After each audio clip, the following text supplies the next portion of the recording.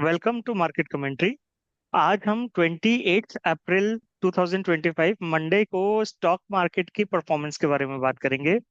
तो मोस्टली हम सेंसेक्स की बात करेंगे एंड उसकी परफॉर्मेंस की बात करेंगे। तो सनफु सर, आप बताइए आज कैसी परफॉर्मेंस रही है हमारी मार्केट्स की। सर आज काफी स्ट्रॉन्ग मार्केट परफॉर्मेंस रही है।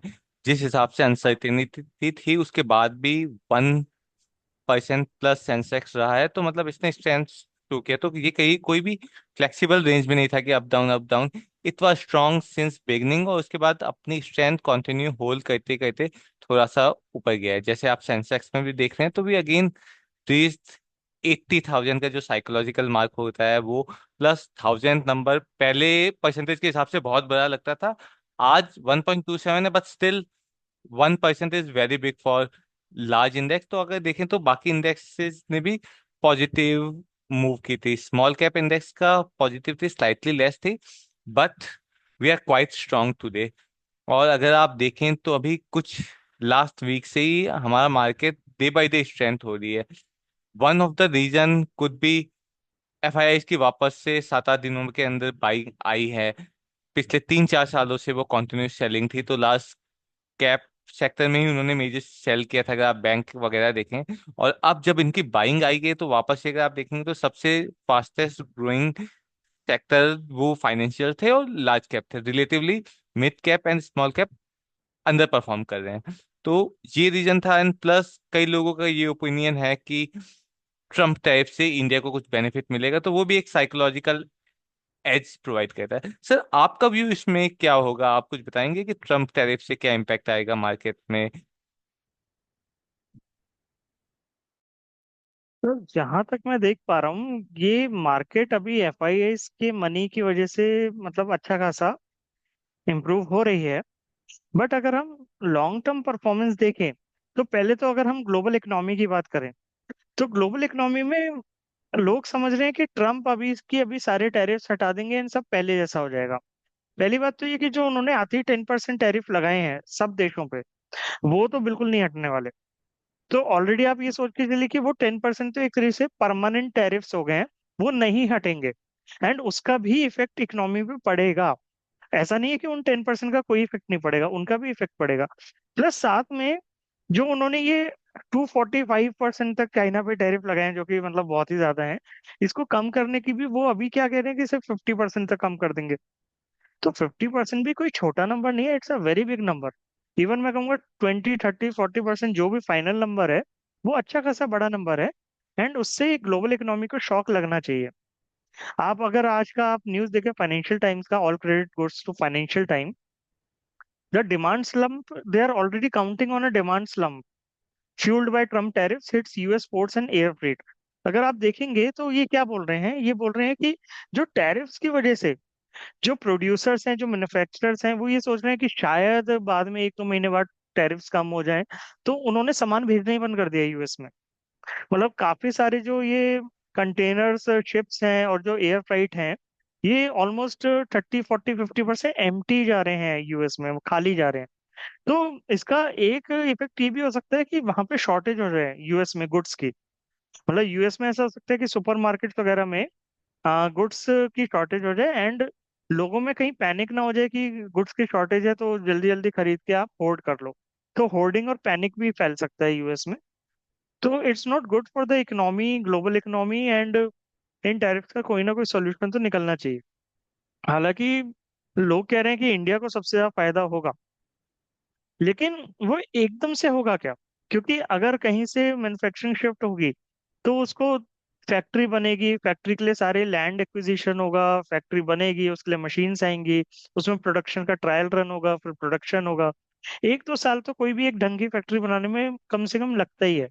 तो 1 2 साल तक एकदम से प्रोडक्शन हमारा बहुत ज्यादा बढ़ जाएगा ऐसा मुझे नहीं लगता।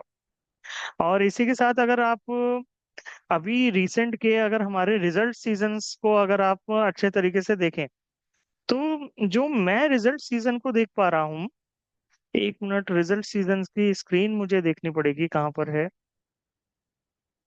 हाँ जी। तो अगर आप जैसे स्क्रीन को ध्यान से देखें, तो ये हमारा रिजल्ट सीजन है। तो अभी तक ये Moneycontrol and all credit goes to Moneycontrol, हम बस वहां से जो पब्लिकली डिस्प्लेड इंफॉर्मेशन है वो शेयर कर रहे हैं। तो अगर आप देखें, ये जो अभी तक के रिजल्ट्स आए हैं, बेसिकली जो भी अच्छी बड़ी कंपनीज होती हैं वो इन द फर्स्ट 30 डेज ज्यादातर रिजल्ट्स निकाल देती हैं। मतलब ये 100% ट्रू नहीं है, लेकिन ज्यादातर कंपनीज कोशिश ये करती हैं कि अपने रिजल्ट्स अच्छे से जल्दी से निकाल दो। तो जो पहले की जनरली ये देखा गया कि शुरू के 30-35 डेज के जो रिजल्ट्स होते हैं they are much better, and जिन कंपनीज में थोड़ी प्रॉब्लम है या जिनमें दिक्कत आ सकती है वो थोड़ा कोशिश करती हैं कि अपने रिजल्ट्स को बाद में पोस्टपोन करने की। तो जो अभी अर्ली रिजल्ट्स आ रहे हैं उनमें अगर आप देखेंगे कि ऑल रिजल्ट्स 212 आउट ऑफ 4591, हालांकि ये फिगर कम है, ये अभी इसमें अपडेट शायद कम हुआ है।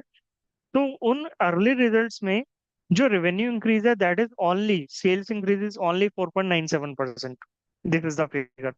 And the gross profit increase across all the companies is only 6.26%। And the net profit increases on an average 10.75%। अब इसमें भी आप देखेंगे कि निफ्टी 50 और लार्ज कैप में तो फिर भी आपको अच्छा खासा रिजल्ट आपको दिखेगा। लेकिन अगर आप आते हैं मिड कैप और स्मॉल कैप कंपनीज में, तो यहाँ पे आप देखेंगे कि प्रॉफिट ग्रोथ, सेल्स ग्रोथ तो थोड़ी बहुत है, वो जबकि लार्ज कैप से कम है, लेकिन प्रॉफिट ग्रोथ माइनस में जा रही है, -14% स्मॉल कैप के केस में। तो इससे क्या पता चल रहा है कि कुछ इकोनॉमी में डिसबैलेंस है।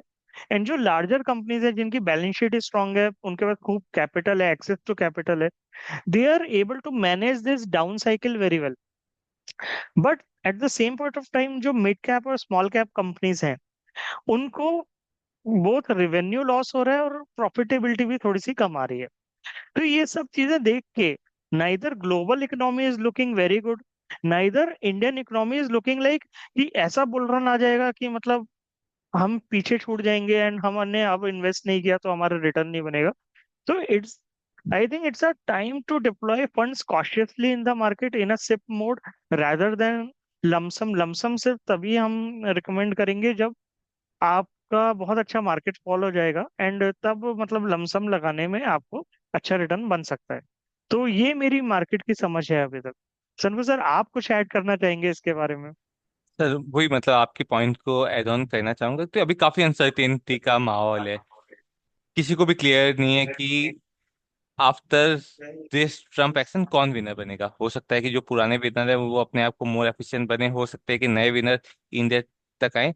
तो उस हिसाब से हम कभी भी वैल्यूएशन कुछ भी कंपनी की करें तो थोड़ा सा एक मार्जिन ऑफ सेफ्टी रखना चाहिए। अगर हम कंपनी को एक्स प्राइस के अंदर लेना चाहेंगे, but because of this uncertainty the right price would be 0.95x। तो वही जैसे आपने बताया था कि लमसम का अभी टाइम नहीं क्योंकि हमें क्लियरिटी नहीं है, तो स्टैगर्ड वे के अंदर अगर हम इन्वेस्ट करें तो it will provide good in long term results, sir. Okay, sir. Thank you, sir. Thank you for watching market commentary. If you do like our content then please do like, share and subscribe. Thank you.